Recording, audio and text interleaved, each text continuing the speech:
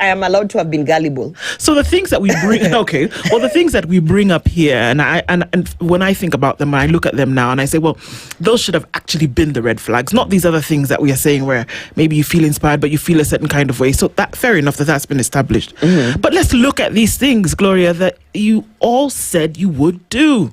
Yeah. In detail. Let's go into it. Yeah. In detail. Yeah. And I from an objective point of view here, to say maybe there's too many things going on. Mm-hmm. Maybe there are too many balls in the air.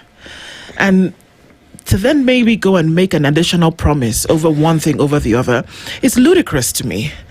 That you sort out one thing, and we did the roads yesterday from Mandera to Ramu, and I said, and then you go to Elwak, and I said, you know what? Okay, do Mandera to Ramu, and finish that one. Do that one before you talk about going to the next place and everywhere else until you get to at the end of the rainbow and you find a pot of gold. Ethiopia. Do Ethiopia. Do Mandera to Ramu. When you had those conversations, why couldn't you say hello, folks? When you say to Elwak and Mogadashu and all why wouldn't you just say, guys, can we do Mandera to Ramu? One thing you have to realize is immediately, we got in. Almost immediately. I would say less than 3 months. The dust has settled. Everybody has landed where they have landed. And then you're like, okay, that was a good campaign. Very good. Congratulations, everybody, wherever you are, blah, blah, blah. Now let's get down to business. Is when many of us realize this guy has no intention.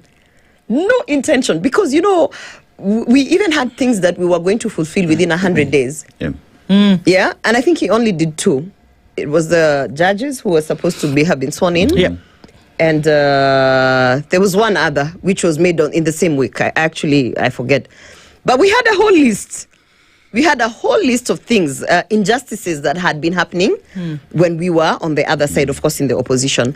And even when people, including pending bills, pending bills was a big thing. We pending bills was something that everywhere we went, we would pledge and say, the small business owners are suffering. They are closing shop. It was a problem from county level to national level and everything. And you just literally month 3 in realize this guy doesn't want to do anything. Yeah, because something that did not require even a cabinet paper it just required the goodwill, a pronunciation to the team, and he would not do it. It would not. I mean, the 2/3 gender rule, to apply it in cabinet, who can he blame for not actually having a third of cabinet? He is the appointing authority. Yes. They kept on trying to say, Senator, we don't have women who are capable. I'm like, what are you talking about? What are you talking about? You have men in there who are literally murderers. And you're telling me we don't have women who are capable. You have appointed serious criminals, and now you're saying out of the more than 50% vote that you got out of women, you're saying there are not enough women to get. So even that, when you started reflecting already, I'm telling you, month 3, then you realize there was no intent. But I want to read for you in the manifesto so that we can laugh. This is going to be like a good joke. So the manifesto. It's a very good thing. I loved this thing because when we even did the photos and put it together, we're like, it was so inspiration. The plan. The plan, yeah. Yep. The plan. Yes. Yeah, we have a plan. We were going out saying, we have a plan. And of course, it starts with a letter from the presidential candidate. Why I am running for president. It's a very long, lengthy, sound smart kind of letter. And then I want to just draw your attention to the last paragraph, where he concludes by saying, on 9th August, you will be called to choose between 2 roads. One that leads to constitutional democracy, institutionalized politics, and opening the doors of opportunity to many.